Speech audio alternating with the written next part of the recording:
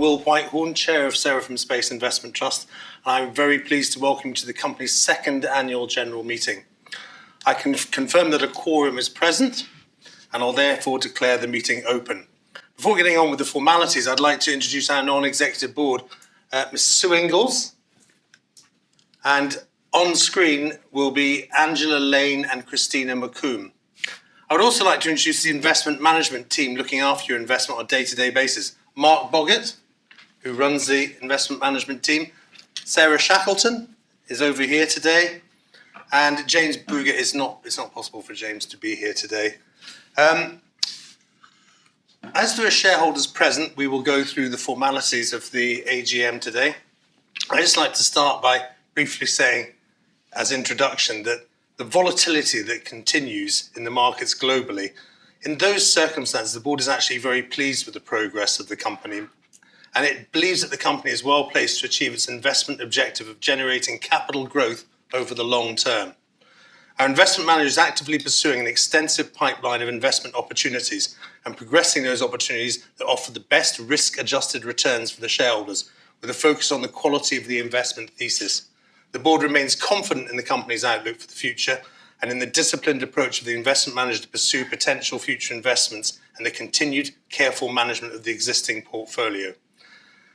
I will now ask Mark Boggett, the Chief Executive Officer of Seraphim Space Manager LLP, for a brief presentation and a review of the quarter. But just before I begin that, I would like to say that we have a great deal of confidence in the investments we've made. Many of them are in private equity.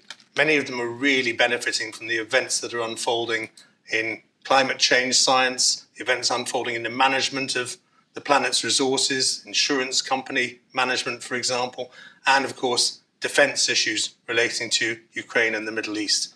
So I think actually we have a good prospect for these investments, and time will be on our side to prove that. Mark. Thank you very much, Will. So good afternoon, everybody. So I'm delighted to present the highlights of the first quarter.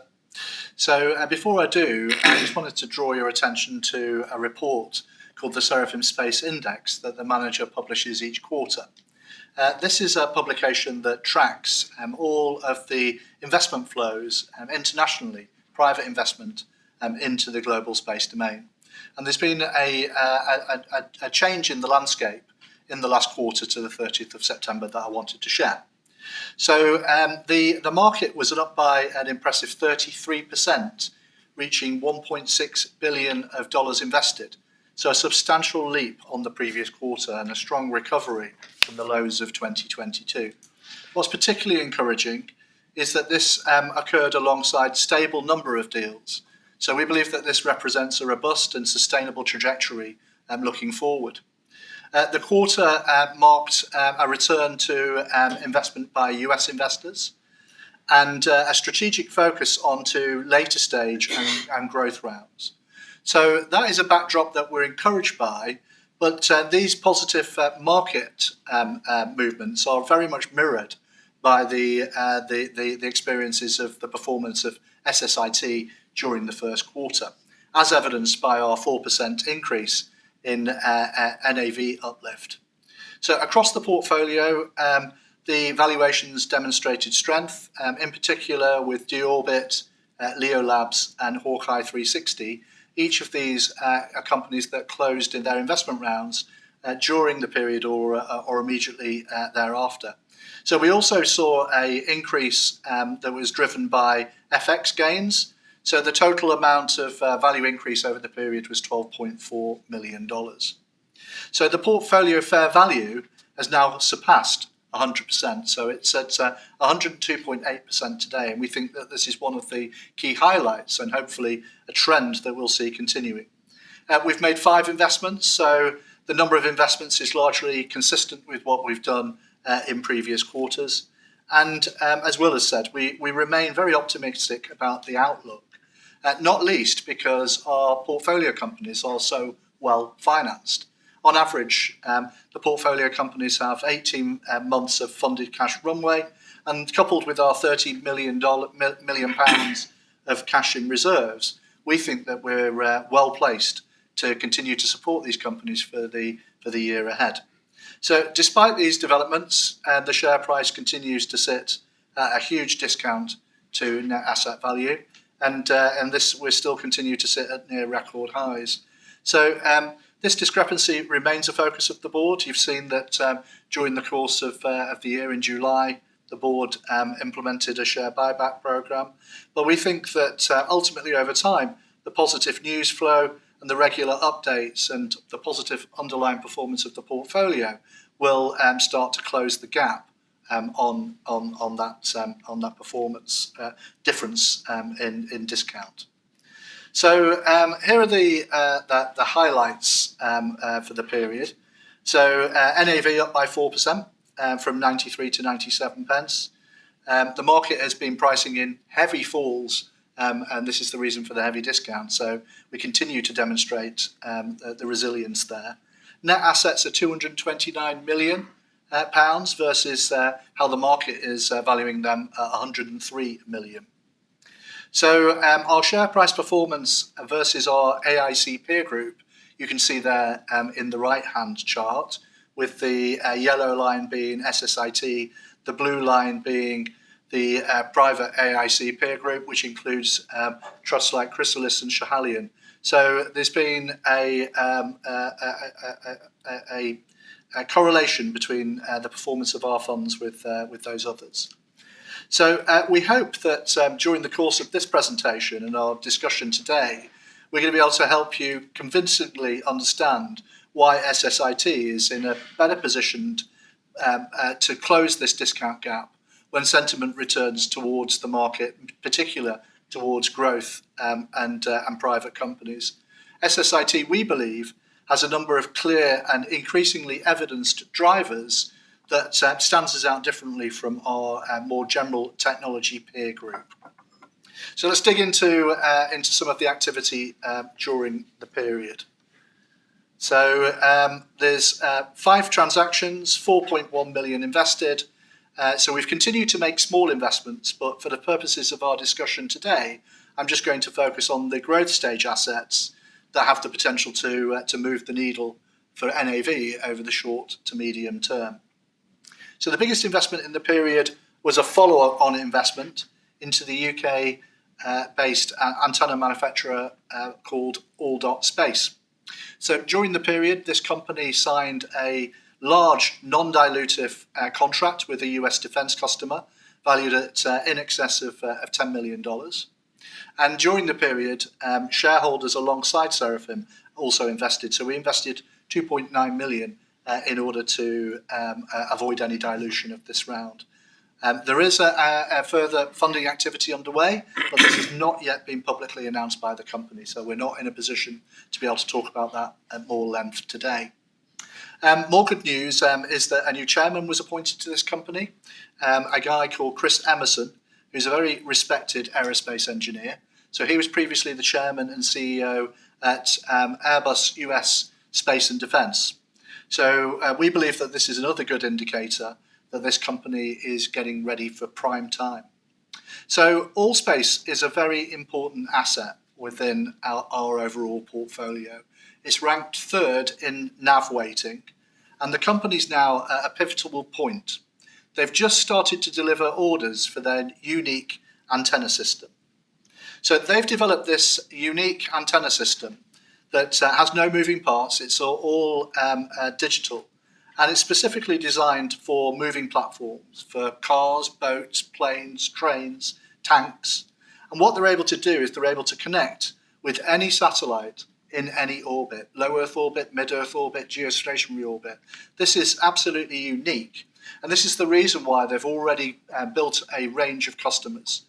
In defence, they've got customers in the UK, the US, and Asia, and they've got commercial customers such as SES.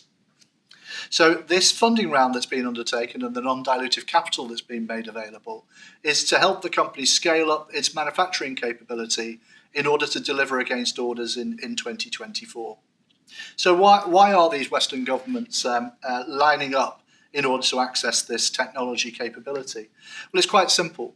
Because their traditional antennas, they didn't allow them to be able to connect to other parties' satellites. So what this antenna is able to do is to connect not only to the military's satellite infrastructure, but also the commercial satellite infrastructure that's available. So take, for example, Starlink with over 5,000 satellites. This creates a whole range of resilience for the military users to be able to switch between these public and private networks. The other thing relates to the ability to interrupt or hack or signal jam both the satellites and the antenna. The all.space antenna is particularly designed to avoid this, and in particular, one of the features is that they're able to identify if someone is trying to spoof them, what the location of that party is. So this is another unique element that is really offered by this particular capability. So we're really excited about the position of this business, the customers that it has in place. So bearing in mind the US DoD alone has hundreds of thousands of vehicles where this antenna is relevant to. The sale price of this antenna is in hundreds of thousands of dollars. So the market opportunity in the US DoD alone is measured in billions of dollars. We believe that this company is very well positioned in order to address that. So a few highlights throughout the portfolio that I wanted to draw your attention to. And again, going back to just draw on the Seraphim Space Index publication that looks at global activity during the quarter, one of the key areas of growth has been investing into the in-space economy. And three of the companies in the portfolio that I wanted to draw your attention to today are very much in that market. So D-Orbit is the company that's seen the most significant increase in valuation during this quarter. And this is a company that is really benefiting from a real government focus on trying to minimize and mitigate against debris in space. As the name suggests, D-Orbit, this business is ultimately about being able to remove satellites from space to manage space sustainably for the future. So there's been some changes in government regulation, particularly in the US, during the last few quarters, where new regulations have set forth that the operators of satellites only have up to 5 years after the end of their economic life of that satellite to remove that satellite from space. Previously, that was a 25-year period. So this is a very significant change that is now upon the satellite operators to have relationships with companies like D-Orbit or insurance companies that also have relationships with companies like D-Orbit in order to be able to move their satellites. So D-Orbit is really thriving. It's the market leader. Effectively, they're building their position to become the AA or the RAC of space. They've successfully done 12 missions, and that really sets them apart in the market. In fact, their competitors, Starflight and Momentus, are actually doing very poorly. Whilst they're getting stronger, their competitors are getting weaker. So that is D-Orbit. Another one worth drawing on is Astroscale. So if D-Orbit is setting out to be the AA or the RAC of space, Astroscale is establishing themselves to become the quick fit of space. Now this business is really the poster child for the debris mitigation market. And this company is genuinely hoovering up all of the big contracts that are becoming available in space through governments. So in this quarter alone, they've won a giant contract, their largest ever, $80 million from the Japanese government. And this is a contract to identify and ultimately to remove the fairings of a historic launch vehicle from space. They've also won a $25.5 million contract with the US DoD to actually provide a in-space refueling mechanism. So again, this is about extending the lives of satellites in space to avoid future debris. So thirdly, another in-space company in our portfolio is worth talking about. This one is actually outside of the top 10, called Voyager Space. So this is looking to become a next generation space prime. Now, during the last quarter, they've made a number of significant announcements. Firstly, they've announced a joint venture with Airbus. Airbus are going to be developing the Starlab space platform, which is effectively designed to be a replacement space station for the International Space Station when it retires at the end of the year. So this is going to be an important platform for hosting both private and government astronauts, but also as a platform for future research, manufacturing in space. The other thing that this opens up is the ability to be able to contract with the European Space Agency. So there's large customer opportunities as a consequence of this joint venture. The other piece of news that has come out of Voyager in the last quarter is Northrop Grumman have decided to throw in the towel in relation to their own development of their own satellite space, their own space station, and they've now aligned themselves with Voyager as they think that this is the leading player in the market. So there's plenty of evidence there that this company is really moving into prime position in this new giant addressable market. The final company to just to give you an update on is one of our downlink companies, one of our Earth observation businesses, Satellite View. So this company has reached two key milestones during the course of this quarter. They've got their first satellite into space. The good news is that it's working, and they've already started to generate revenues from that. So this is the most accurate infrared sensor to ever have been launched into space. It enables them to be able to actually look inside buildings from space, not only inside buildings, but also to evaluate the thermal efficiency of every building on planet Earth.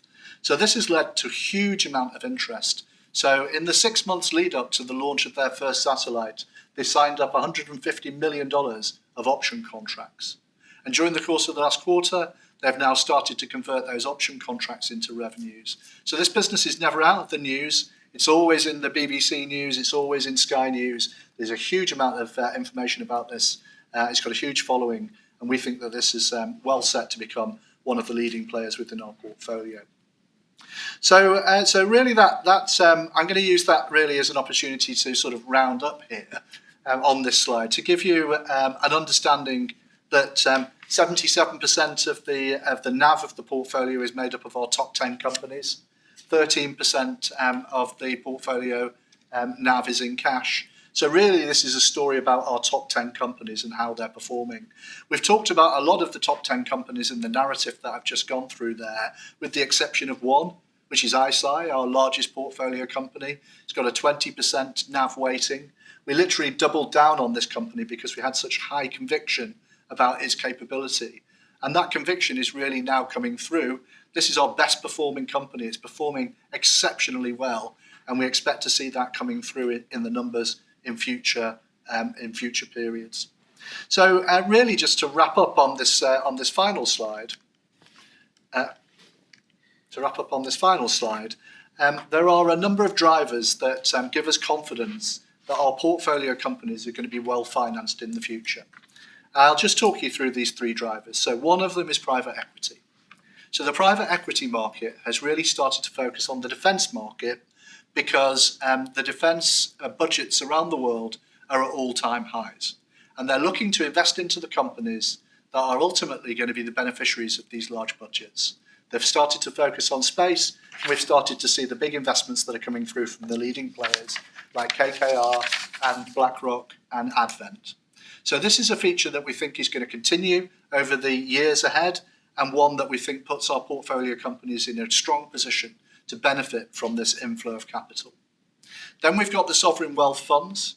So these are government's own funds where they're looking to focus on space, largely because there are sovereign requirements for these countries to develop their capability in space. So these are large amounts of funding that are both coming in both as a customer and as an investor in the market in the years ahead. And then finally, you've got all of the funds that are currently residing in the climate and impact funds. There are literally billions of dollars of dry powders in these funds. They're all private funds, or mostly private funds, that have a requirement to invest their money into innovation in the climate and sustainability market. And it's now very rare that we get to see any of the rounds that we're completing on portfolio companies that don't include investors from this group. So there are three very distinct pools of capital, all motivated for different reasons, that are looking to invest into this market. And this is the reason why our portfolio companies are already so well capitalized. Well, this is what gives us real comfort for the years ahead, that our portfolio companies are going to continue to access the capital that they need to scale and thrive. And we're sat on 30 million in cash to support the portfolio along the way. So thank you for your attention, and I'll leave that there. Thanks, Mark. I mean, I'd just like to reiterate as well that in the experience I have in the industry, I sit on the Government Space Exploration Advisory Committee, and suddenly this year, the companies that we've been talking about today are on the radar at a government level in the UK. They're on the radar through the government's involvement with ESA. The government's just given a record amount of money to ESA. ESA is obviously not part of the European Union, so the UK participates quite heavily in it. And also the kind of work that these companies are doing is the kind of work that governments are allocating budget to at this time for a variety of the reasons you can well understand. So I think we are feeling pretty confident about this portfolio. Before we move on to the rest of the AGM and the formal business, if there are any investment related questions for the investment manager or for the board, please ask them now. Yeah, Yes. just in terms of I guess the markets, argue what it's doing, but it doesn't trust the NAV, arguably. And when you look at your three listed portfolio companies, they've all performed appallingly. So how can you give the market greater confidence that the unlisted isn't like the listed and is actually performing as well as you say? So let me unpack that. So you said that our underlying listed portfolio companies are performing badly. Now that might be the case in the terms of share price performance, but isn't necessarily the case in their underlying commercial performance. So let's take Spire Global, for example. This company just reported its quarterly results last week, and they demonstrated that they'd achieved $125 million ARR, which was up from $100 million ARR the previous quarter. They've got over 500 customers. They've demonstrated over the last 8 quarters that they're very able to predict in advance what their quarterly revenues are going to be. This company doesn't require any more capital in order to reach cash flow break even, and yet that business is valued at less than $100 million at market cap. So I just wanted to draw out that bad share price performance doesn't necessarily mean bad underlying commercial performance, which is exactly the point that I've been making about our investment trust. So all of the companies that are listed in the trust all came to market through a mechanism called SPAC, which I think, as many will know, that has become toxic in the market. So if you look at the performance of all of the SPACs, they've all performed broadly in line, which is a reduction of between 70 and 90% of their value. So really, it's really not focused on the underlying performance of the underlying companies. It's really a market view on this SPAC mechanism. So I think that when you look at the performance or the share price performance of our listed companies through that lens, I think it builds some confidence that it's not reflective of the underlying performance of the companies. Our portfolio companies are largely reflective of the NAV is largely reflective of the price of the last round. So as we indicated in the full year, we had 11 funding rounds. They were largely driven by external new investors. We had 7 up rounds, we had 1 down round, and we had the rest were flat. So those are the market numbers, and that's really reflective of what's going on in our portfolio. And we can't mark those companies at a different value to their most recent funding round, particularly where they are done and led by an external investor. So really, this is our explanation as to how the two are very different. And I can see genuinely see why the market is having this challenge. But then if you actually look at the share discount that we're suffering, and this is the reason why I brought up the chart that showed the difference to our AIC peer group. So they are not necessarily being valued on the basis of their public portfolio companies or the SPAC element of that. And they are still sat on 50, 60, 70% discounts in the same way that we are. So I believe that our discount is really a reflection of the market and sentiment, as opposed to a lack of belief in our underlying NAV. I would completely reiterate that. And from the broader stock market perspective, I think we have been through a period in the last 12 months of almost market failure in small and medium cap companies in the UK with regard to the need for institutions to redeem because of retail sentiment, because of other calls on institutions. And, I chair companies outside of the space sector and outside of the investment trust sector. And if you're a small to medium cap company, you are really facing big headwinds if you need to raise money. And if you don't, the only place you can now go is to be generating a lot of cash and raising your dividend and improving the liquidity of your stock. And even then it's difficult to get institutional support at the moment. And I think that phase is actually, if we're very, very lucky in the next few months, beginning to come to an end. For the first time, institutions in the UK are reporting interest from the US in, giving cash to portfolio managers in the UK to start investing in the market again. And, when that happens, combined with, we have something to prove at Seraphim Space. We're a unique company. Our type of tech stocks, as they're being called, are not in the same position as many other tech companies in consumer markets and other markets. And we will have to prove a point, but I think we will, and I think we will see, those green shoots appear. But when is impossible to predict at this moment in time, but hopefully sooner rather than later. Are there any other questions? Thank you very much. Can I ask one more then? You can ask one more. That's your prerogative. Isn't totally unrelated to on the share buyback? You've obviously done this small share buyback in the last quarter. Given what you're saying, it's hard to imagine that looking at the board or as the investment manager that buying your own shares is not, that there is a better investment than that. So, why do you need to keep so much cash aside for follow-on investments if there's external investors coming in at prices that are reasonable in the private market? Why do you need to keep this roughly 30 million buffer and not use it to buy their own portfolio three times for each? So we don't know how long the period is going to be that we're not going to be able to raise more money for the trust. It could be 5 years. So we've got that uncertainty that is hanging over us. The companies that we invest into, we expect to see very significant long-term returns from.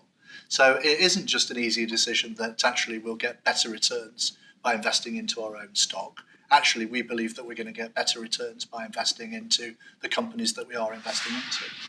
And then there are companies within our portfolio where it's necessary for us to indicate continued participation in that company. So we're the world's most prolific and most well-known space investor. If we are on a portfolio, we're in the cap table of a company, and the other investors know that we've got 30 million in cash and we're not participating in a round, that can send out a negative message. So we need to have a capital to be able to support our portfolio companies so that we're not sending out the wrong message to the other investors who are considering our participation in the round. So we are actively keeping our options open around share buyback, and the share buyback that was undertaken in July arguably was very successful. But since the share price has been left to its own devices, we've seen continued sell-off in the value. So I do question whether it is the best use of our funds to actually continue to do that. But the board will make that decision as and when, and it's something that they are continually and actively considering at all times. Thank you. Well, if there's no further questions, I propose we now turn to the formal business of the meeting. As is customary, I will take the notice convening the meeting published on the 19th of October 2023 as read. Prior to the deadline for the receipt of proxy votes, we received 40 proxies appointing the chair of the meeting, representing 110,676,787 shares. Where discretion has been granted to the chair, I intend to vote those shares in favour. Resolutions 1 to 9 are ordinary resolutions and as such require a simple majority of votes in favour to be passed. Resolutions 10 to 12 are special resolutions and as such require a majority of 75% of votes cast in favour to be passed. I demand a poll for all resolutions in accordance with Article 99 of the Company's Articles of Association. We will now proceed to the poll demanded of the resolutions. Computershare, who are here today, will act as scrutineer of the poll. I would like to advise you that the following with regard to the completion of the aforesaid poll cards. If you have already submitted a proxy card to the registrar and do not wish to change your vote, please do not complete this poll card. If you are voting as a third-party proxy or corporate representative, please also write the full name of the person, company that you have been appointed to represent. If you know the number of shares which you hold, are representing, or are voting on a lesser number of shares than the total holding, please write this number in the top of the card. If you know the number of shares, if two or more persons are jointly registered as shareholders, any one of these persons may vote, but only one. In the event of more than one joint shareholder votes, the vote of the senior joint holder will be accepted to the exclusion of the others. Seniority will be determined by the order in which the names appear on the register. Please remember to sign your poll card, otherwise your vote will not be counted. The votes cast will be verified under the scrutiny of Computershare. Does any member have any questions on the resolutions themselves? If not, we will now proceed to the poll, and the final results of voting will be published via a stock market exchange announcement this afternoon and will also be posted on our website. Since there are no further items of official business on the agenda, I declare the poll closed and ask Computershare to tabulate the voting results. We need to be collected, yes.